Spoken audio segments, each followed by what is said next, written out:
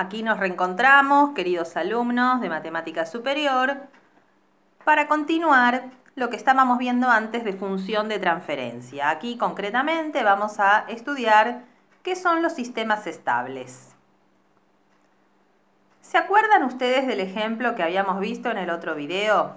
El del carrito que estaba sujeto a un resorte, había un coeficiente de amortiguación B con el piso. Y este carrito, recordemos en el ejemplo, partía del reposo y a partir de un cierto instante comenzaba a actuar una fuerza externa horizontal. ¿Nosotros qué habíamos hecho? Para poder saber cómo respondía este sistema mecánico a la fuerza externa, habíamos, primero que nada, hecho un diagrama de fuerzas que actuaban. Habíamos visto que en el eje vertical quedaban compensadas, el movimiento solo iba a darse en forma horizontal y para eso, utilizando la segunda ley de Newton o principio de masa, habíamos podido escribir la siguiente igualdad. La fuerza externa menos la fuerza elástica del resorte menos la fuerza amortiguadora, que esto era la suma de todas las fuerzas, como dice acá esta ley, es igual a la masa por la aceleración. Luego, teniendo en cuenta que la fuerza del resorte era proporcional al desplazamiento, ¿sí? Y que la fuerza amortiguadora era proporcional a la velocidad, las reemplazamos. Y por último, como la velocidad es la derivada primera y la aceleración es la derivada segunda, reemplazamos y nos quedó esto que era la ecuación diferencial del movimiento del sistema. Luego, con los datos iniciales que le agregamos, de la posición inicial que era nula por el sistema de referencia que habíamos elegido, y x', que es la velocidad, también era nula porque partía del reposo, acá teníamos el modelo matemático completo del sistema. ¿Se acuerdan cómo lo habíamos resuelto? Por Laplace. Habíamos aplicado la transformada de Laplace, aplicamos también las propiedades, sacamos factor común x de s, o sea, el procedimiento que hacíamos siempre para resolver ecuaciones diferenciales, y finalmente despejamos la función incógnita. En el dominio de Laplace nos había quedado de esta manera. ¿Y qué habíamos dicho en el video anterior también, que hasta aquí habíamos llegado? Que esta era, en el dominio de Laplace, la salida o respuesta. Esta otra función era la entrada, o impulso, o excitación, y lo que estaba en el medio era la función de transferencia. La función de transferencia es propia del sistema. Está formada, como en este caso, por parámetros propios. La masa, la constante del resorte, coeficiente de amortiguación. Todo eso son características propias del sistema. ¿Qué vamos a hacer acá en este video? Vamos a darle algunos valores concretos a esos tres valores y también a la función de entrada. Por ejemplo, en el primer caso vamos a considerar estos valores fáciles de operar, ¿sí? Aunque por ahí no sean reales. A ver qué obtenemos. Nos quedaría de esta manera, ¿sí? M1, B4, K5. Y por 1, porque si yo estoy diciendo que la fuerza externa es el impulso, la transformada del impulso valía 1, ¿sí? ¿Qué significaría que la fuerza fuera un impulso? Que se empujó así al carrito un instante muy breve de tiempo, se lo soltó y queremos ver cómo reacciona, ¿no? ¿Qué hay que hacer con esta función? Hay que antitransformarla porque esta es la respuesta pero en el dominio de Laplace. Y nosotros necesitamos la del tiempo, necesitamos la x de t. Entonces, para antitransformar nos fijamos qué raíces hay. Ahora sabemos que se llaman polos. ¿Qué polos tenemos aquí? Los polos son complejos, porque si completamos el cuadrado, miren, ¿qué nos quedó? Cuando está completado y acá nos queda positivo, sabemos que son complejos conjugadas. Menos 2 es la parte real y más menos una j. Quiere decir que la antitransformada, ¿qué va a ser? ¿Cómo hacíamos una antitransformada? Tapábamos el desplazamiento, buscábamos 1 sobre ese cuadrado más 1 en la tabla, eso corresponde a la función seno de t, pero como estaba el desplazamiento, había que multiplicar por e a la menos 2t. Y esta es entonces la función que describe en qué posición está el carrito en cada instante de tiempo, ¿sí? Es la que nos da el movimiento de este sistemita. Vamos a graficarla. Es una función así. Porque ustedes piensen que si en vez de tener e a la menos 2t esto hubiera sido una constante, hubiese sido un seno que oscilaría entre este valor y su opuesto. Pero esto que está acá es algo que va decreciendo con el tiempo. A medida que aumenta t, esto se hace cada vez más chico. Por eso es que esta función senoidal cada vez tiene amplitud más pequeña. ¿Cómo se llama este tipo de función? Se llama oscilatoria amortiguada. ¿Por qué es oscilatoria? Obviamente porque está el seno, ¿sí? Hay frecuencia, que en este caso es 1. Que fíjense que la frecuencia, justamente 1, ¿qué es acá? Es la parte imaginaria de los polos, ¿sí? Por eso a la variable s la llamábamos alfa más j omega. Y el alfa, que es la parte real, ¿dónde se ve aquí? La parte real de los polos se ve acá en el exponente del exponencial, que justamente es el factor de amortiguamiento. Como acá los polos eran menos 2 más menos 1j, ¿sí? Quedó de esta manera. Si este factor hubiera sido mayor, ¿no? Menos 5, mayor en valor absoluto me refiero, esto se hubiese amortiguado más rápido. O si hubiera sido más chiquito, menos 0,3 por t, esto se hubiese amortiguado pero más lentamente, ¿sí? Una última cosa. ¿A qué se llama valor estable? El valor estable es el valor al que tiende la función x de t cuando t tiende a infinito. ¿Qué les parece en este caso? Tiende a 0, exacto. En este caso el valor estable es 0. El valor en el que se estabiliza este sistema vuelve a ser la misma posición inicial que tenía el carrito. Vamos a tratar de interpretarlo un poquito acá. Acá está el carrito originalmente, ¿sí? Este es el 0, ¿ven? Esta es la posición inicial que está marcada ahí. Nosotros le damos esta fuerza externa. Y acá tenemos la gráfica que habíamos hecho antes. Vamos a ir interpretando en qué parte de la gráfica estamos en cada momento. Esta fuerza hace que, en un principio, el carrito se vaya desplazando a la derecha, ¿ven? Que eso lo vamos viendo en la gráfica, en esta parte creciente de la curva, hasta que llega justamente un punto en el que ahí ya no va a avanzar más a la derecha y empieza a decrecer. Empieza a decrecer la curva, quiere decir que el carrito se está moviendo en el otro sentido. En este preciso instante, ¿por dónde está pasando nuevamente? Por la posición inicial, ¿ven? Aquí vemos que está nuevamente en 0. Pero va a seguir de largo, va a seguir para la izquierda, ¿no? Por eso acá está la curva en la parte negativa. Llega a la izquierda llega hasta un punto que ya no es, fíjense, de la misma distancia que este, ¿no? Por eso acá esta amplitud es mucho menor que la de la primera campana, ¿no? ¿Y luego qué hace a partir de ahí? A partir de ahí vuelve a ir a la derecha, por eso la función continúa creciendo. Otra vez pasa por la posición inicial. Y sigue para la derecha, pero también llega a un punto menor que los anteriores la distancia, ¿sí? Menor que la primera y que la segunda incluso. ¿Ven? Y luego vuelve a desplazarse hacia el otro lado. Bueno, y así va a continuar esto hasta que, bueno, en algún momento se van a hacer casi imperceptibles estas oscilaciones, ¿sí? Van a hacerse tan chiquititas que prácticamente se pueden considerar despreciables. Y justamente ¿dónde va a estar el carrito? Nuevamente en su posición inicial. Eso es lo que significa esta función. Ahora vamos a estudiar otro caso.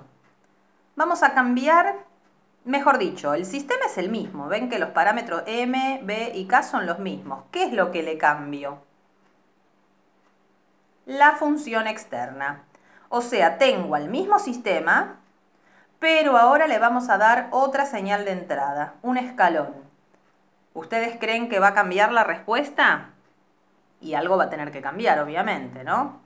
Veamos entonces, ¿qué es lo que va a cambiar acá? ¿Por cuánto voy a tener que multiplicar a la función de transferencia? Por la transformada del escalón. ¿Cuánto era? 1 sobre s. ¿Qué pasó aquí? A los polos que teníamos antes se le agregó uno nuevo en el origen.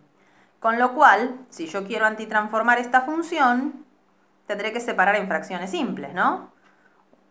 Las complejas conjugadas quedan en la misma cuadrática, con una lineal arriba, y el polo que es real simple, con una constante sola. Bueno, los valores de A, B y C se pueden sacar con el sistema. La C inclusive se podía sacar rápidamente. ¿Cómo se sacaba este valor C? En la función se tapaba la S y se reemplazaba todo el resto justamente por el valor del polo, que en este caso es 0. Si reemplazamos por 0 nos va a quedar 1 sobre 5. La C vale 1/5. Y la A y la B hay que sacarlas planteando este sistema. Ahí está el sistema completo. Miren, igualmente a C igual a 1/5 se llegaba con esta ecuación si uno no sabía lo otro. Y los valores son entonces C 1/5, que es lo mismo que 0,2, acá lo puse en decimal. La A vale menos 0,2 y B menos 0,8. Con estos valores volvemos a la función. Y ahora para poder antitransformar, ¿qué hay que hacer? Cuidado que para antitransformar tengo que tener arriba el mismo desplazamiento que abajo, ¿no? O sea, yo acá tengo que tener el S más 2. Entonces yo pongo S más 2, pero este 2 que no estaba multiplicado por el menos 0,2, estoy restando un 0,4, que por eso lo compenso aquí. ¿Sí? Y ahora, si quiero antitransformar, ¿esto qué va a ser? Menos 2 por coseno de t, era el primer término, por e a la menos 2t. ¿Esto qué nos quedaba? Nos quedaba menos 0,4, seno de t, también por e a la menos 2t por el mismo desplazamiento, y esto se antitransforma como 0,2. A ver entonces, ¿qué tiene diferente esta función respecto de la anterior? Acá la tenemos nuevamente. Yo podría sacar la exponencial de factor común entre los términos que tienen seno y coseno. Y justamente esto que está acá, ¿qué es? Es una suma de dos funciones senoidales. ¿De qué frecuencia? De frecuencia 1 tienen ambas. Omega de ambas vale 1. O sea que esto ya sabemos también por la unidad 1 de complejos al final, que si yo sumo dos funciones senoidales de la misma frecuencia, me da otra de la misma frecuencia que las dadas. Uno podía calcular con los fasores cuál es la amplitud y la fase inicial de la suma de estas dos. Bueno, pero lo importante es que es una sola función esta, que está multiplicada por e a la menos 2t, o sea que también la amplitud va a ir disminuyendo, pero que además tiene sumada esta constante. Entonces, ¿cómo va a ser la gráfica? Va a ser así. Acá, antes del instante t igual 0, la función era nula, A partir de acá, comienza a oscilar, pero en este caso, a diferencia del anterior, el valor en el que se estabiliza, ¿cuál es? Hagamos tender toda esta función t a infinito. El primer término, como acá tiene e a la menos infinito por algo que está acotado, va a tender a 0. O sea que nos va a quedar esta constante, justamente, ¿ven? 0,2. Es el valor al que tiende esta función, por lo tanto, es el valor estable. ¿Sí? El tipo de respuesta, por supuesto, sigue siendo igual que antes. Es oscilatoria porque tiene oscilaciones y amortiguada. Pero lo que cambió aquí fue el valor estable. Pasemos a un tercer caso. Este sí es un sistema totalmente diferente porque miren, ¿qué es lo que no tiene? No tiene amortiguamiento. ¿Sí? Este es un caso ideal, o bueno, en una superficie muy pulida, o como si el hielo, ¿sí? O cuando uno estudia el resorte ideal, si no hubiera rozamiento con el aire ni ningún otro factor que amortigüe. Bueno, vamos a ver qué pasa. Y vamos a poner el impulso como función de entrada. Nos quedaría así. ¿Y cómo se antitransforma esto? Esto se parece a la transformada del seno, tendría que tener un 3 arriba, compenso multiplicando por 1/3, ¿no? O sea que la función es esta, 1/3 seno de 3t. Y es oscilatoria pura esta, porque la amplitud es siempre la misma, 1/3 menos 1/3. Entonces, en este caso, la respuesta es oscilatoria pura, ¿sí? Justamente, era de esperar esto. Si acá el factor de amortiguamiento es nulo, no hay amortiguamiento. ¿Qué raíces tenemos acá? ¿Qué polos? 3J y menos 3J, ¿ven? Como la parte imaginaria justamente es 3, esa es la frecuencia de oscilación. Pero alfa, la parte real de las raíces, es nula. Por eso no hay factor de amortiguamiento aquí. Y les hago una pregunta. ¿Habrá valor estable en este caso? No hay valor estable. Esto quedaría oscilando eternamente. El último caso que vamos a ver es este. Otro sistemita también. También estoy usando delta. ¿Por qué estoy usando delta? Porque como la transformada de delta de t es 1, lo que se analiza es específicamente lo propio del sistema. Por eso se le dice también, cuando uno calcula la respuesta al impulso, ¿sí?, se la llama también la respuesta natural del sistema. Después uno acá puede ir modificando, poniendo otras funciones y bueno, algo va a cambiar como ya lo hicimos con el primer caso, ¿sí? Acá estamos analizando lo propio del sistema. Bueno, ¿cómo nos va a quedar en este caso la función? ¿Qué tipo de raíces tiene? Acá ya no son complejas, son reales. Se puede factoriar como s más 2 por s más 3, ¿sí? Menos 2 y menos 3 son las dos raíces. Para lo cual hay que descomponer en fracciones simples, así podemos antitransformar, ¿no? En este caso los valores de A y B sí se pueden sacar a simple vista, pueden revisar, quedan 1 y menos 1. Con lo cual, a ver, ¿qué función nos queda? Nos queda e a la menos 2t menos e a la menos 3t. ¿Qué tipo de gráfica tiene? Aquí la tenemos. Acuérdense, perdón, que parte antes del instante 0 está en 0. Y fíjense, acá el carrito recorre una cierta distancia, ¿no? En la dirección en que se lo empujó, digamos. Y después lentamente va regresando ¿a dónde? ¿Acá hay valor estable?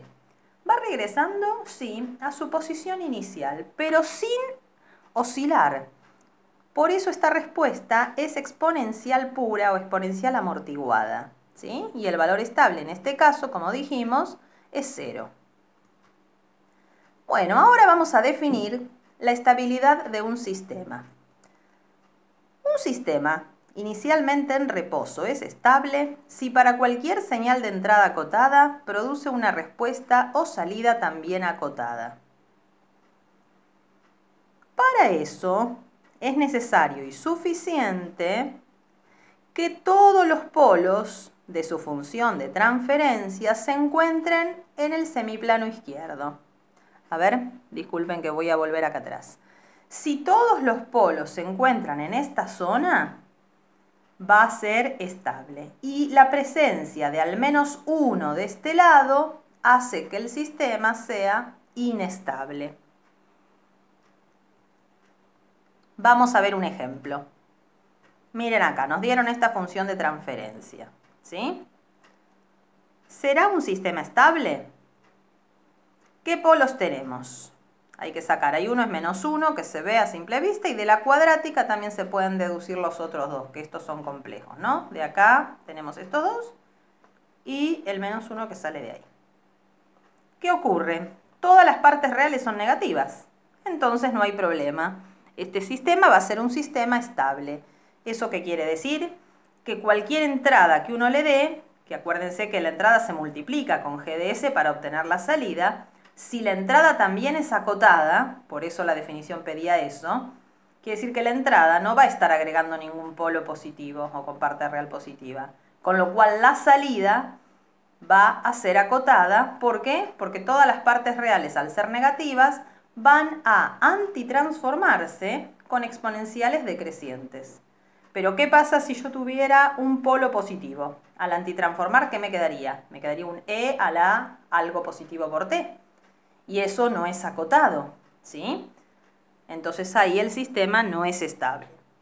Vamos a hacer este ejercicio que tiene 4 funciones para analizar si corresponden a sistemas estables o no. Ustedes pueden pausar el video aquí, como ya les dije en otras oportunidades, y luego continuar. Yo ahora les voy a dar la solución. Hay que fijarse en los polos. El primero, que tenemos esa cúbica, uno podría hacer un cálculo auxiliar, no sé si ustedes lo habrán hecho. Y al descomponerlo, una raíz era el 1, que se veía fácil. 1 más 5 más 4 daba 10, menos 10, 0. Y por Ruffini después yo saqué el otro polinomio, ¿no? Acá está. Así que, ¿qué tenemos acá? El 1, que es un número positivo. Y vemos que no se cancela porque arriba 1 no es raíz. Con lo cual, ¿qué podemos decir del primero? Que no es estable. Tiene un polo positivo. El segundo tiene el mismo denominador, que por suerte ya lo teníamos acá calculado. Pero a diferencia del primero, el 1 es raíz del numerador, o sea que en realidad el 1 no es polo. Se cancela el factor s-1 del denominador con un s-1 que hay arriba, quedando únicamente como polos los que vienen de esta parte. ¿Y qué polos son? Son menos 3 más menos j. Así que no habría problema porque la parte real es negativa. Quiere decir que este sistema sí es estable. Si analizamos el tercero, un polo es el 0 y los otros tienen parte real negativa, porque esto es menos 3 más menos 3j, ¿no? No hay problema. En este caso, cuando está un polo en el origen, se dice marginalmente estable. Marginalmente estable, perdón. Y por último, a ver esta, acá tenemos el menos 3, que no habría inconveniente, pero miren aquí. Aquí las raíces son 2 positivo más menos j. Entonces, al tener parte real positiva, hacen que el sistema sea inestable. ¿Sí? Bien, con esto terminaría la parte teórica de esta unidad, sistemas estables. Practiquen todos los ejercicios de la guía y cualquier cosa me consultan. Hasta prontito.